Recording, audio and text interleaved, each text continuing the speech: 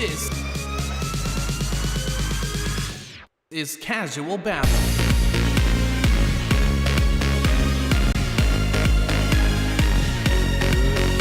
Beautiful individual, welcome back to the show. I'm BC Babbles, and this is Casual Babble, the Queen City's live cast morning show and podcast coming to you from Race City, USA. Good morning. It is Wednesday. I hope you're doing very, very well, and I want to give you a congratulations because you made it halfway through the week. It may not seem like much, but for some of us, and I'm sure for you as well, getting to halfway through the week is quite the accomplishment. So I want to make sure you've got your pat on the back for that. You made it to Wednesday, so congrats. Before we hop in, do not forget to like, comment, and subscribe. Hit the bell if you're on YouTube. That way you're notified about all future content on the channel. And if you're enjoying the show on Podbean, do not forget to give us a follow. And wherever you're coming in from, hit the chat, say hello, let me know where you're coming from, and I will get to the show this morning. And if you want to find ways to engage and to support the channel, be sure to check out the Patreon and Buy Me a Coffee links, which I will be placing here in the chat momentarily, and that'll help you one, find ways to get early access to content from BC Babbles, as well as to be notified and find ways to be acknowledged as an amazing supporter of the show. Okay, so one of the things I wanted to really touch base on this morning was the idea of finding balance. And by balance, I mean, like, how do you make the different facets of what you do work with each other, right? And this is based off of a question I get kind of recently from a couple of different friends. And those friends are, BC, you've got this show about the young professional, and you want them to cultivate a conversation about how they can go about really navigating the work world and, kind of showing off a millennial's professionality. But how do you balance that out with having a show that also talks about gossip, office gossip? That's a thing for your show. You ask people to share their stories and to, share details about their life that some, say, directors or managers would not think is very, appropriate for a show for the unprofessional. Here's what I think, and here's my response to that. As much as I think, and part of my why for the show is that I truly believe that we millennials should really be assisting each other in cultivating conversations that help us collectively learn how to nurture our professionalisms and to really show ourselves in this creative and trailblazing light. Because here's the thing, as millennials, we got a lot of negativity coming at us from other generations. You've heard all the stereotype stuff before where millennials are either lazy or we don't want to work, and different things to the effect of we're not wanting to put in the kind of effort needed to see good results in our lives, which those of us who are millennials know that's not the case, not nearly as much as people assume there are.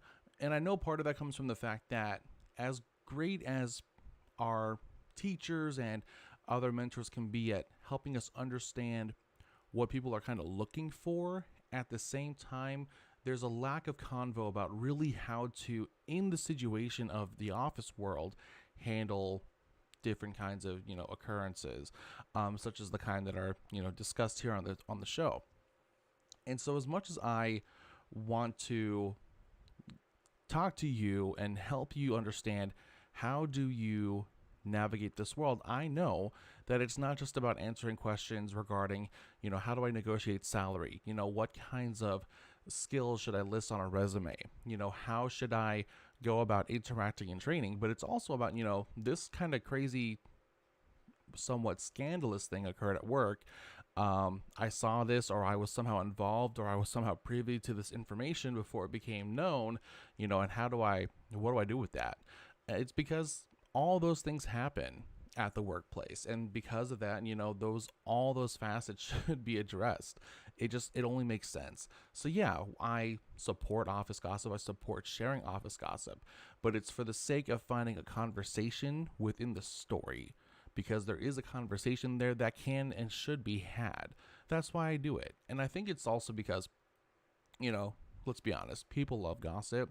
But again, if I can take the gossip that either is shared with me or the gossip that I've myself been privy to in the past or have experienced and cultivate that convo for you to really give you those kind of key notes that I'm hoping that you can receive from the show, then I'm going to do it. I'm going to do it. Right, right. So, yeah, balancing out those different facets of what you're trying to do can seem a little tricky. And here's the thing, honestly, if you don't find yourself at some point asking yourself the question of how do these things make sense, these things that I do seem kind of different, how do they make sense, then I think you're not paying as much attention to what you're doing, right?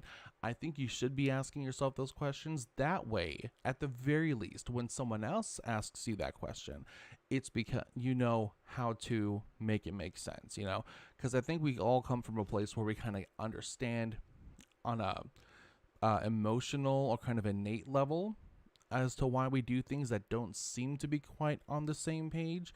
But once we ask ourselves to describe and explain it to ourselves, that's when we can really put it into a frame that makes sense, not just for other people, but most importantly for ourselves. So balance, I think, is a really important thing to keep in mind when you're heading into either the workplace, especially when it comes to how you're going about looking for opportunities or how you are looking to engage on the day to day in your workspace. And honestly, it's it's a skill. It's something that cultivates in time. Don't get on yourself for any reason if you don't seem to have those questions answered right off the bat. It's allow yourself the time to figure it out.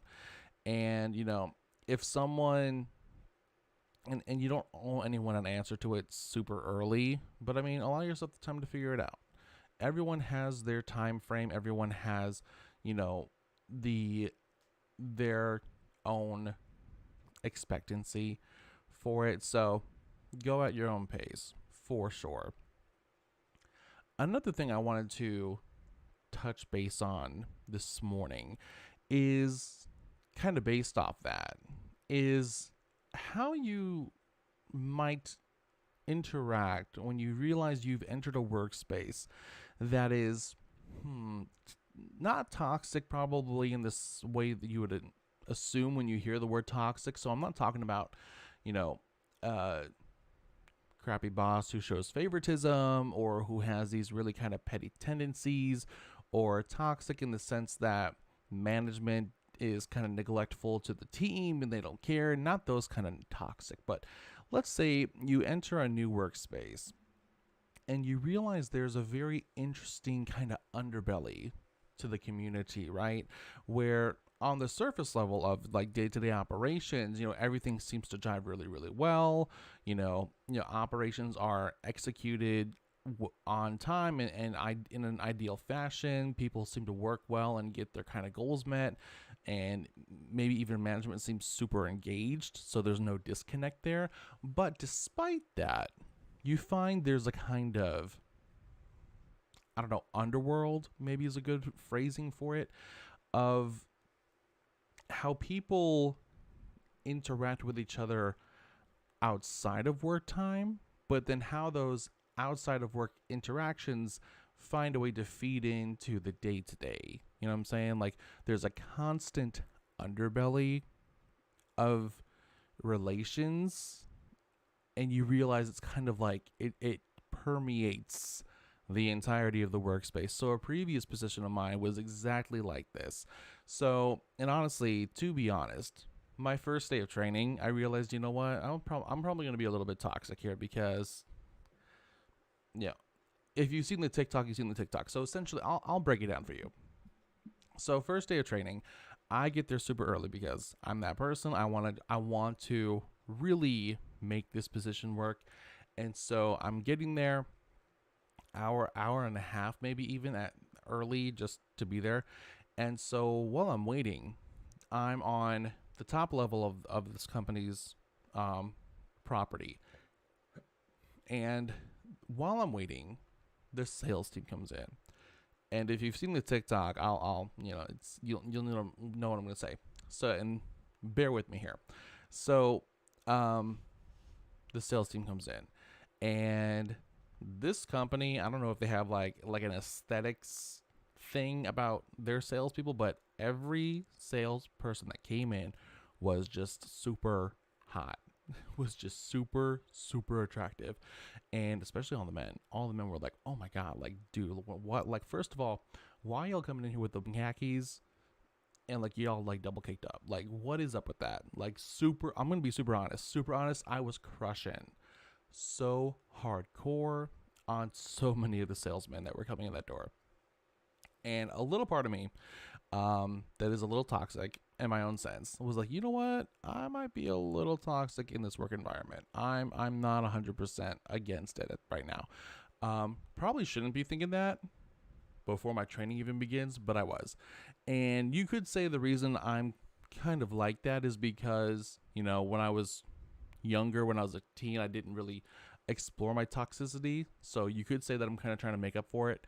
Um, kind of these days as an adult, which is not the most healthy thing in the world, but you know, what's super healthy these days.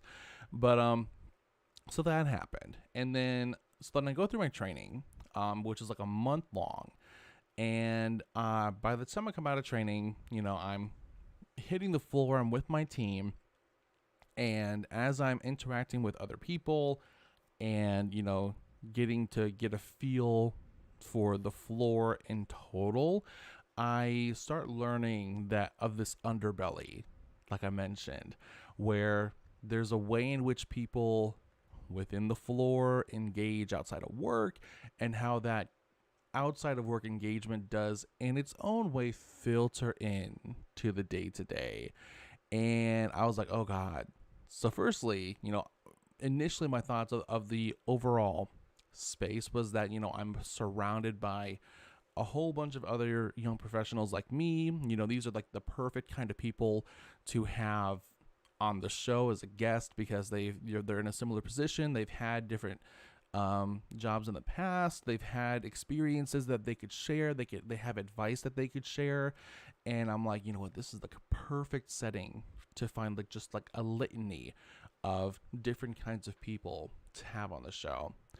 Um, but then learning of this underbelly, I'm like, wow, this is the kind of place where I might be able to get in trouble. Not that I want to, but I got to be careful here. Ultimately, I wasn't super careful, which is why I'm no longer with this company. But you'll find yourself in situations like that. You can. And that's why I talk about it, because look, if you can avoid doing what I did, it'll be better for you. I promise. And essentially, what happened with me is that I allowed this conversation to be cultivated with me and a couple of other coworkers that ended up being really, really toxic, and it became public knowledge, and that got us in trouble. But it's partially because there was this strong underbelly of toxicity, and regardless of what management will tell you, like, if you're newer to the space and that already existed, look, it's not your fault that it's there, and you should learn how to navigate it, and it can be tricky. So one of my first points regarding that is be careful on how you, and if you allow that underbelly to kind of draw you in, right? It's so exciting sometimes to find that there's kind of that underworld of activity within an office space that seems fun. And granted, it is fun. You know, the kind of underbelly I'm talking about that I experienced was a lot of fun. You know, it's a lot of really, really chill, really, but sometimes kind of like risque stuff that happens every now and then. And I'm not even going to venture into what I learned about certain individuals of management, but it can be a dicey situation to navigate, because you're trying to, first of all, go in there and show your stuff, show your ability to learn, and show that you can really be an efficient individual in the space that you're in. And of course, you know, wanting to be a part of the team and means engaging with people on the team, which connects you to this underbelly if it exists, right? So, you know, it's inevitable to cross paths with this underbelly. So be very careful about how you allow to draw yourself in there. Now, if you've been in spaces like that before and you know truly that you can navigate it in such a fashion that you can just kind of dive in there and be in it, but then later on still maintain the professionality to not be swept up and overcome by it, perfect. But if you haven't been in that kind of situation before, in a way that I hadn't been, or at least I hadn't been since college, then it can be like, oh, this is like a new territory. I'm not sure what I should do here.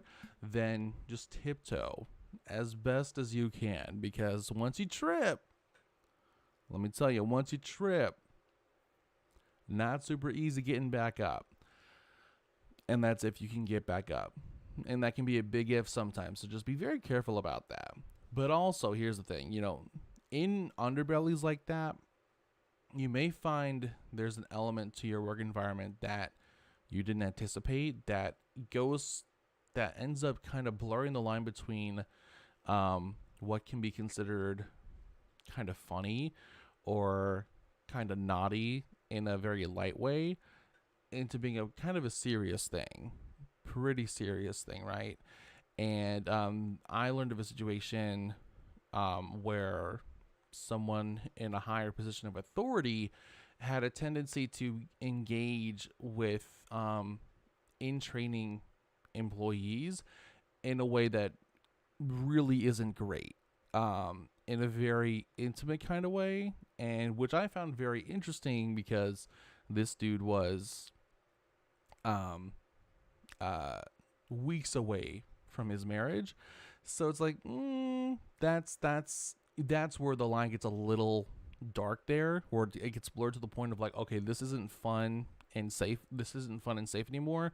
This is like fun and like, oh, this is like ominous territory. Like, I've learned and been in situations like that, where those kinds of things occur. So I think when you learn of those particular kinds of goings on occurring in a kind of underbelly, it provides you probably a much needed better view of the overall picture, and further kind of causes you to contemplate just how much you should try to balance any involvement so that, again, you're not overcome by that environment in such a way where it's just not healthy for you. So yeah, it can be a definite dance in these situations, and you just have to really try to follow your instincts and decide, okay, how much here do I want to engage? Because you don't want to disengage and then seem really kind of off-put and as if you don't want to be a part of the team. Well, I mean, granted, that's totally your call, but it totally depends on what your overall goal is in that environment, and if it's something that you can contend with for your time there and allow the position to do what it needs to do to either get you to somewhere else where you're no longer having to contend with that underbelly, or if that's the kind of world you want to be in, be very decisive regarding what you want to do and what you want to be involved with, because it can, again, once you trip, it's hard to get back up. So you want to keep that in mind 100%, because like me, you may trip and hit the ground pretty hard. Granted, again, things I had learned from that workspace I have not shared publicly yet, and had I done that,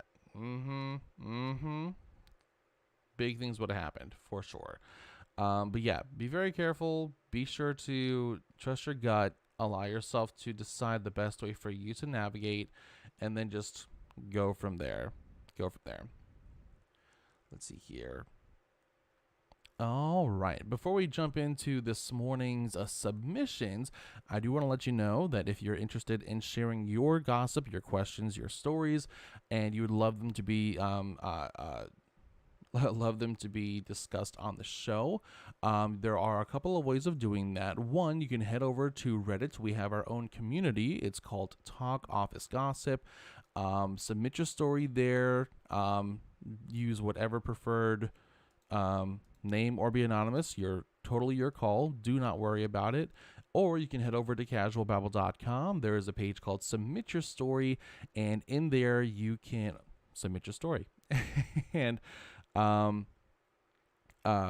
admin on both of those platforms will let you know when your submission will be used for the show, and if any submissions are not used for the show just because of time, then they will be included in the advice column section of the monthly Casual Babble newsletter, which is coming out tomorrow. So if you want to be on that mailing list, be sure to head over to casualbabble.com, and there is a sign up form right below the main page, the main picture on the home page, called it's labeled sign up and keep up. Put your email address in there and receive your newsletter. Again, it's coming out tomorrow, so be sure to sign up today if you want to be on that mailing list. All right, so first submission this morning is titled Bread Crust Lady. Sounds like food services. All right, so we had a customer who insisted that we cut the crust from her sandwich every time she ordered. Was she 6 years old? Was she a toddler? Was she a child? Was she a child? Let's see here. I used to work for a McAllister's Deli, where everything had to be done by the book. Sandwiches had to be made a certain way to franchise specs, and you couldn't assemble any food incorrectly. Makes sense. Let's see here. We could literally get points taken off from inspections by the franchise if the food was assembled wrong. For a couple of months, we had an older lady in her late 40s, early 50s come in multiple times a week and would order the same thing every time. The first few times she came in, there wasn't any issues. Then suddenly, she started throwing fits about the crust being on her sandwich. She would linger around one of the registers, wait for her order, and get it, and then leave, and then come back in and start yelling at the first cashier she saw. She'd go as far as to cut in front of someone else in the process of making an order. She'd start screaming that we had made her sandwich wrong, and when someone would try to help her, she would just keep yelling. One of the managers would always step in and ask what was wrong, and she'd always bring up the crust that the crust was still on her sandwich, and she didn't eat bread crust. Even with the managers explaining that we had to make the sandwiches a certain way, she'd keep on going on about the crust. She never asked for anything special when placing her order. She kept coming back through, and the argument literally became a daily thing. Her argument soon became that she didn't cut the crust off and her sandwich wasn't cut into squares. Again, are you sure this wasn't a child? Like, for real?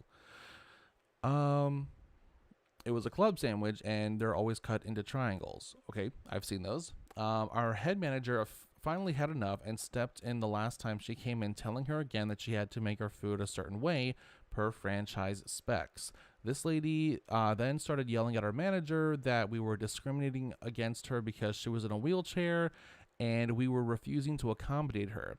Our manager told her that if we were so terrible that she should just make her sandwich at home, and then the crust wouldn't be on it, and it would be cut however she wanted. Thankfully, that was the last time she ever had to deal with her. Again, whoever came up with this idiot idea that the customer is always right, I hope you are not resting in peace, because I'm assuming you're dead at this point.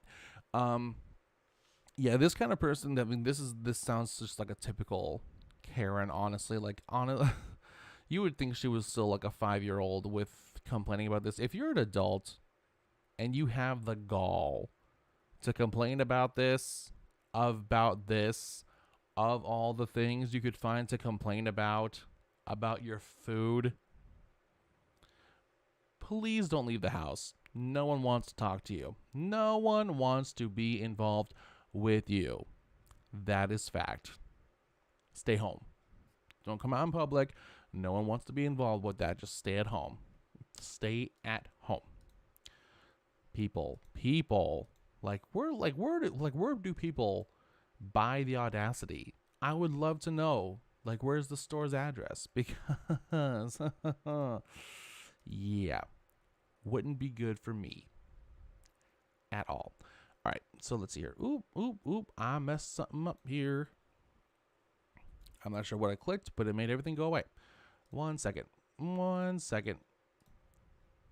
The rest of my submissions are here. There we go. Cool. So this one is titled, How Can I Decline Work I Don't Have to Do Without Being Rude? I'm going to pull them up right now because I am sick and tired of mentioning them and not remembering their name. Give me just a moment here because this is, like, again, one of my absolute favorite creators on TikTok. If you've heard the phrase act your wage, you know exactly who I'm talking about, but I need to find this person because this is like, the name is Sarai Marie. I'm like, she's like my main content of my FYP right now. So Sarai would say act your wage. So let's see here. I've been transferred to a different project, but since it doesn't have much work now, my previous manager had asked me to help till I get more work 2 weeks ago. I expected it to be a little work, but honestly, it takes up my whole day without leaving me any time to complete prerequisites for the next project, and I don't see an end to this, at least for this month. There are 2 others who are facing the same problem as myself and are in a dilemma about what to do regarding this. They aren't taking help. They aren't taking help, but they have given me responsibility for a full-blown task, which is not even for my skill level, and keep asking me to check with a senior developer for guidance when I said I don't know how to do it. I have already told multiple times that it's way above my skill level and to get another developer to handle it. Honestly, I was just going to put my manager's audacity about prioritizing this task is making... Honestly, I was just doing it, but my manager's audacity about prioritizing this task is making me really angry, and I really don't want to keep working anymore. So let me just conceptualize this submission real quick. So, transferred to a different project, which doesn't seem to have a lot of work going on. Previous manager has called you back in a degree to focus on something else, but it's taking your mind off of what you were transferred to. So, I mean, yeah, arrange a meeting with your manager. I'm never gonna not say this. Cultivate a conversation. There's just really no reason for you to not be able to say, hey, look, this is not my thing. And always try to find a way to turn it around in the fact that you're looking out for them. Where you say, like, look, I would like to be able to work on a project that I can truly be efficient in. You providing me a project that I cannot efficiently handle will not work. And here's the thing, and always prioritize that you want to be able to focus on the project that you're assigned to, which it doesn't sound like this is that project. So I would be like, look, I want to be productive for you. I want to be efficient for you, but this project is not for me. The one that I'm focused on is. You need to have somebody else take this project or task as a priority because they have the skills to actually handle it. This is not me.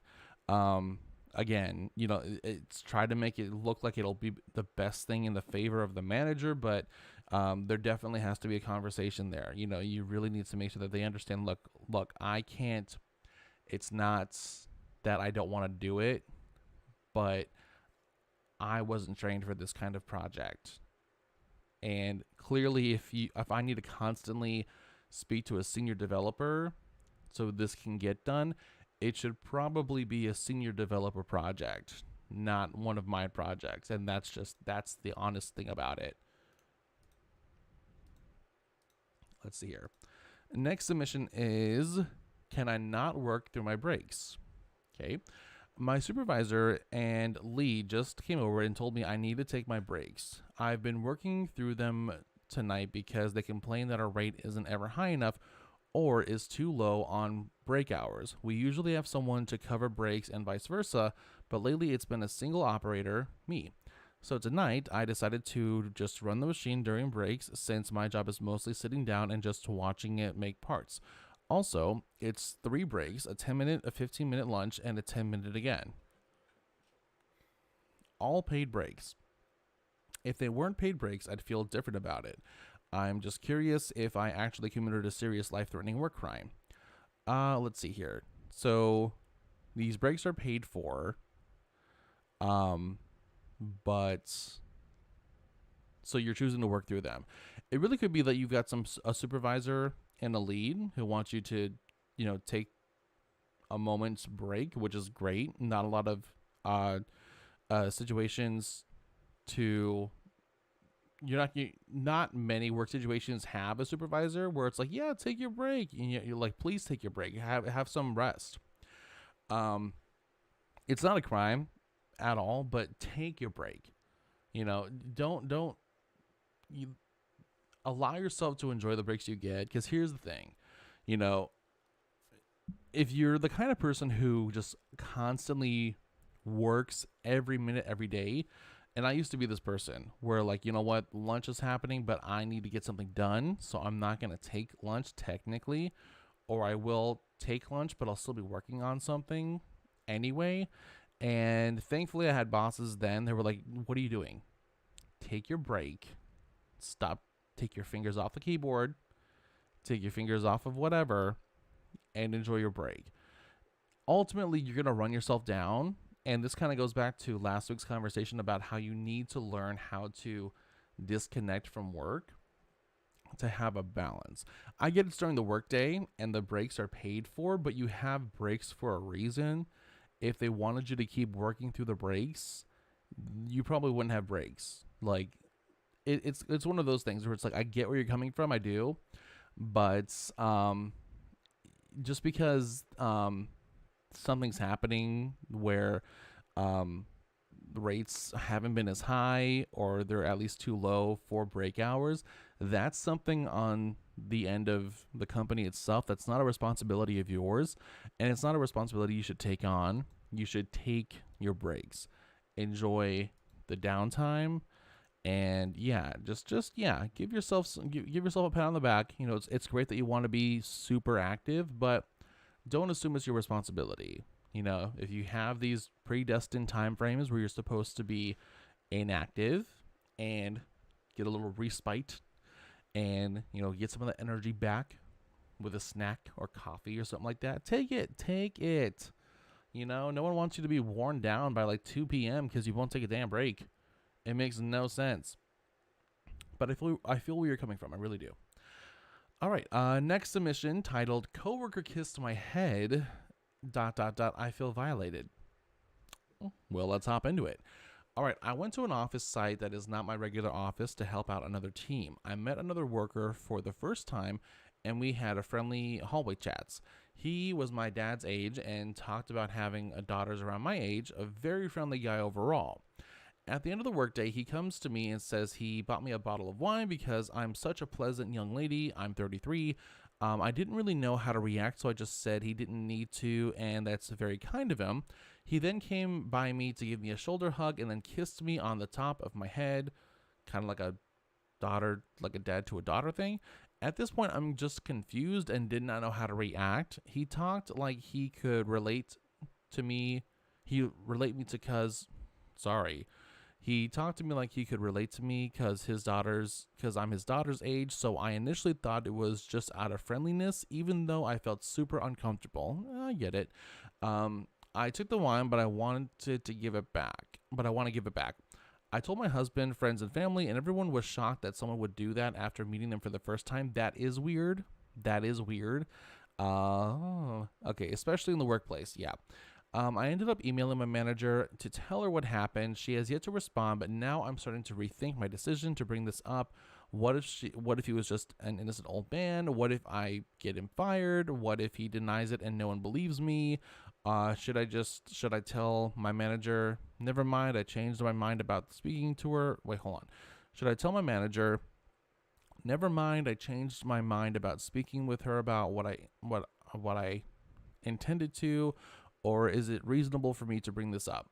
It is an interesting and granted a pretty weird interaction. You just met this dude, and like, it would be one thing if like it was a family friend who knew you and maybe even a relative who happened to work with the company, then maybe a kiss on the forehead, but the fact that it's someone that you don't know, you met for like one day, and he bought you wine and a kiss on the forehead, even if it is coming out of like a very kind of old-timey friendly thing, it's still very weird for contemporary interactions. Um, so I'd say, you know what? Yeah, I don't, because it's weird, I'd say, yeah, you did the right thing in bringing it up. Because if you, honestly, if something happens that causes you to feel unsure about how to feel about it, then there might be something there. There might be just a little thing there that sets you off about it. You know, I mean, granted, you're not like losing your mind about it, but it's something that makes you feel uncomfortable. And, you know, it's, again, it's a very weird interaction to have with someone that you've just met, right? So I'd say you're good, honestly. And if your friends and family are shocked about it, then obviously it's a good indication for you to bring it up to your manager. But yeah, that's probably, there are probably better ways to go about it um, than how he did. But I hope the situation does get resolved for sure. All right, next submission. How do you all deal with a boss who is threatened by you? Ooh, probably because they're very self-conscious. But let's see. I found my dream job after a few months. My boss has become a piece of work. I have a higher degree than her, but she obviously has more years of experience and is much older than me. Every time someone praises me, I see her roll her eyes. It's only a few months in, and I feel like she's trying to sabotage my work, and it's starting to take projects away from me. What should I do? Have a convo. Have a convo. Don't sit down with your manager and be like, "Hey, look, B word. Obviously, you're threatened by me, which is why you're trying to make my work life hell." But just be like, "Hey, I'm noticing you're taking projects away from me," especially if you've got the bandwidth to handle those projects. Just be like, "Hey, look, I'm trying to do, like, why are you taking these projects away from me? I've got the time for these. These are kind of these are under the directive of my position. Is there something else I should be doing? Because clearly I don't want to not be productive while I'm here. That makes no sense." And it's just like, it's very interesting because, yeah, I've definitely seen situations where someone higher up has been unnecessarily threatened by someone who's just trying to find their feet. And granted, the person who is just trying to find their feet was pretty skilled. And you know, it's honestly, it's pretty comical if that, with this kind of situation, it's like, you know what, I'm here just to do the best I can. I've noticed that you've had these kind of, and honestly, here's the thing, and I'll say it again, I think I've said it before, I am not above going above a manager's head, especially if you have a rapport with the person above them and they know that you're doing well. I would 100,000% say, look, have someone higher facilitate a convo, say that you've noticed these things. Hell, even try to get some of those things on camera, or just get like evidence of it, and be like, look, I don't know what the dissonance here. I'm not sure where the disconnect is. I've only ever operated to the best of my capacity here, and I'm noticing that you're taking projects away from me, more opportunities for me to be efficient, and be like, look, what should I be doing instead? Or is there a reason behind it? You know, talk. You know, you hate a manager. You hate managers who feel threatened or who do not know how to act like adults and just have a damn conversation. That should not be how any kind of work environment is facilitated. You know, if you have a problem with a coworker or someone who works under you, you should have the nerves to just talk to them, right? Or have someone else talk to them. Well, granted, it should be you because you're the boss, you know, but like, don't do stupid petty crap like that. That's embarrassing. So embarrassing. Let's see here. Next submission. I don't go by my legal name. How do I express this in a resume? I know I would love to, I know I would have to put my legal name for legal reasons, but I do not wish to be referred to as it. I'm not transgender, so it isn't a gender acceptance thing. I just can't afford to change my name yet. Ideally, the jobs I apply will help with that. I don't know the etiquette for expressing I go by a different name. Do I have to explain why? Do I just not tell anyone unless I get an offer? Things in advance. Honestly, I think that when it comes to um, applications, if you're submitting your resume, I would find a way to incorporate um, your preferred name with your name, or at least have your preferred name on your resume, or at the very least in your first convos with someone from that team, um, mention that you have this preferred name. And typically they'll reach out by email, if not text, to see if you're interested in having an interview. And that's another opportunity just to be like, hey, I prefer to go by this name if that's okay. This is my legal name, but this is how I like to socially be addressed as. For me, my first name is Brandon, but I go by VC. It's just it's and for a number of reasons you may want to go by a different name, but it's just how I like to be addressed, right? And so I actually have my screen name BC Babbles on pretty much all my profiles, including my LinkedIn, so people know that it's an avenue. It's a way for them to address me, and for me, I you can address me by different names, but if you've got a preference like that, just include it on any communications you have with them, and if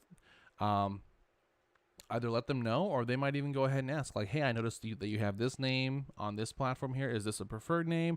And just be like, yeah, I like to go by that name, please, if you can. And it's really that easy. No big shindig about it. Let's see here. Ooh, creepy guy at work. Love these titles. Don't love that it's happening, but, discussion-wise. So, I, a 24-year-old female, work in a mostly female-male environment since I work in IT. And I've never felt uncomfortable until I met this guy. He's like 50, and he's 2 levels above me and oversees a different part of IT, but still approves some of my project stuff. He followed me on Instagram, no weird, and on multiple occasions, he's gone back and liked my old college pictures, even weirder. He also pulled me aside once and told me that I have a super pretty voice and asked if I'm a singer. Even worse. A few weeks ago, I was in the office since I've started coming back. He came over and asked if I wanted to do lunch on Thursday. I would have said no. No. Yeah, I thought it would be a group thing. Oh, you said yes. I thought it would be a group thing, but he sent an invite to me and me only for an hour and a half lunch, even though our break is only 1 hour. Sketch AF. I hope you didn't go. The title said your choice. What? So I could choose where we were going. Oh, I was creeped out. Yeah, I'm creeped out for you. I really hope you didn't go. Today he came over and said, you have a rash on your face, and touched my jaw. Am I being overdramatic, or should I be weirded out? I think I would have either grabbed his hand to try to break a finger, or punched him in the face. My personal opinion. Just for context, he's technically an indirect supervisor since he approves a lot of my work. Doesn't matter. But I don't report to him directly. He has a high influence on the IT department as a whole, especially since it isn't a big organization. First of all, none of these conversations at any point would I have been okay with. None of these interactions were okay. I feel gross reading this because it is super creepy. Bring it to your direct manager's attention right away. Immediate supervisors, and bring it to HR immediately. This is disgusting, especially since look at this. What you want to do also is ask the supervisors, anyone who's not him, if being invited to an hour and a half long lunch is typical for a new employee. See, in my previous work environment, the team did take you out on a team lunch, so that was expected, but it wasn't like a one-on-one hour and a half long lunch. on top of the weird, like I'm still stuck on the part where like he touched your jaw. Like I think honestly, like not, you know what, I was gonna say I might try to bite a finger off, but I don't want a finger in my mouth. Like I don't want, like, this guy is just gross. Bring it to your supervisors immediately if you have not done it already. This is grossing me out. Yeah. Not a fan about this at all. This should not be happening. He's freaky as hell. Let them know, like, find the notifications that you have of him liking your old college pictures, because this guy should not be doing that, and screenshot that. And just also make sure you get a screenshot of that username and that it is in fact his profile. Because, like, look, this is creepy. This is stalkery. And yeah, this is not, nope, no ma'am. This is not, that's gross. I've never been that weirded out over a submission. That is really, really weird. Yeah, please take care of that. That is gross. That should not be happening. I hate that for you. I really, really do. All right, let's move on because I'm getting really weirded out here. Is it fraud if I apply for jobs with my middle name? Probably not. As you probably know, sometimes ethnic sounding names don't get callbacks. So I was wondering if I'd be able to go by my legal middle name on resumes and applications without it being considered lying or fraud. No, I mean, if you have a name that you kind of have a preference to being addressed as, that's just a preference, you know. If you want to go by your middle name, go by your middle name. I would go about putting like a consistency on it. Like if it isn't already your listed name on maybe socials, because companies do look at socials, then I would say make it consistent across those boards. That way there's like no question about it. And if they like need your legal name to sign a document, that's one thing. Because I don't go by my full first, middle, last name socially. I go by BC or BC Babbles. And I don't sign official documents with BC Babbles. I sign documents with my name. So yeah, it's not going to be lying or fraud. It is part of your name. It is part of your legal name. So it's there. Just, use it. You should be good to go there. Let's see here. Let's see. How much of yourself do you reveal to your coworkers? Ooh, I love this question. For some of us, we may work with the same person every single day for weeks on end, and for others, we may work with someone new every other day. But at some point, you will go back to working with that person again.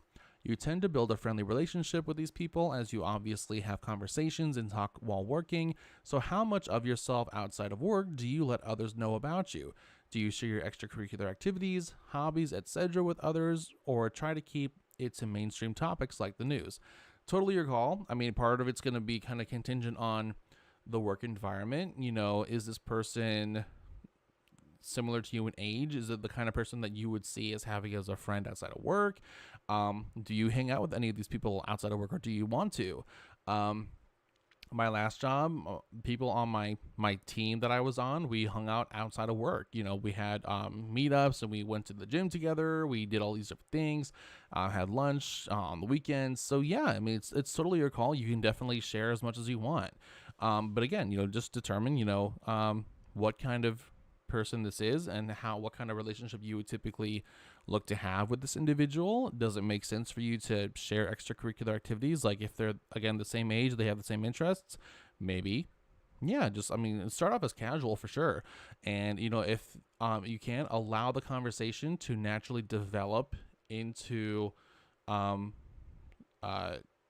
moving into something that's about extracurricular or hobbies or things like that, and just go from there. It's totally normal, and it's great if you can find yourself in a work environment where you can develop a good, strong friendship. You know, it's definitely something that can help make crazy work days a bit better. You know, having a friend there to work with you. So yeah, you know, just allow the conversation to grow naturally, and just and see where it goes from there. No harm done.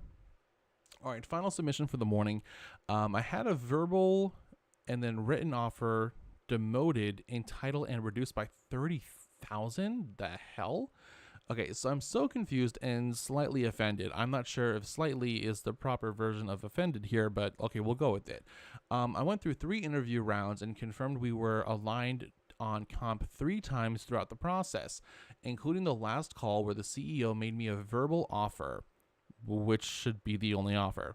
This is the CEO too. Come on. The CEO went on about how she loved my experience, though I was and thought I was the perfect fit, etc. I emailed to follow up on a written offer, and the recruiter asked if I had been open to an offer of $30,000 less than the verbal offer with a reduced title, because the team has a concern regarding your salary expectations given your overall number of years of experience, which doesn't matter because the CEO gave you an offer. I plan to decline, of course, but what gives? This feels like reverse ageism, if that's a thing. I was clearly qualified, aligned on comp, and had the right experience for the role I originally applied to, if I made it this far, right? Yeah, again, the CEO, do they not know who the CEO is? Just in case someone does not know, the CEO is the chief executive officer. They are like top tier. They are head honcho. So if the CEO gave you an offer, that is the only offer. Unless the CEO comes back and says, hey, I want to give you a better offer, then you take that one. But 30,000 less and a reduced title? Absolutely not. I would like, if the recruiter's asking you that, be like, hey, look, I will reach back out to the CEO. Since the CEO and you have spoken, that line of communication is open. Make use of that. Be like, CEO, I know we talked and we discussed this comp for this title. I just heard from the recruiter, and again, I'm not sure why the recruiter's still talking to you at this point, because the recruiter should really only be handling the initial interview. By the time you get to CEO conversations, CEO is all that matters. But reach back out to the CEO, since again that communication is now open since you've spoken with them, and be like, hey, I just heard from the recruiter, and they're asking me to take on a demoted title and a 30K less comp. Bring that up to head honcho and see what happens. There must have been some kind of lack of communication. There's a dissonance here that was clearly not approved by, again, head honcho, and head honcho gave you an offer. So that's the only offer you should accept. Do not take this 30K less. And again, slightly offended is putting it nicely. I would have been harshly offended if the CEO offered me the comp that I was clarified on 3 different times and a reduced title. Yeah, not okay for that. Not okay for that. So yeah, bring it up to CEO and see what happens there, because that's not cute. That's not cute at all. Thank you so much for joining me this morning on another episode of Casual Babble. I really enjoyed you guys hopping in and engage in the conversation and being a part of the community. Be sure again to give us a follow if you're enjoying on Podbean, and be sure to check in Monday, Wednesday, Friday. That's when the show is coming on. And again, if you're on YouTube, be sure to like, comment, and subscribe. Hit the bell. That way you're notified about all future content on the channel. And I will see all of you guys next time. Have a great day.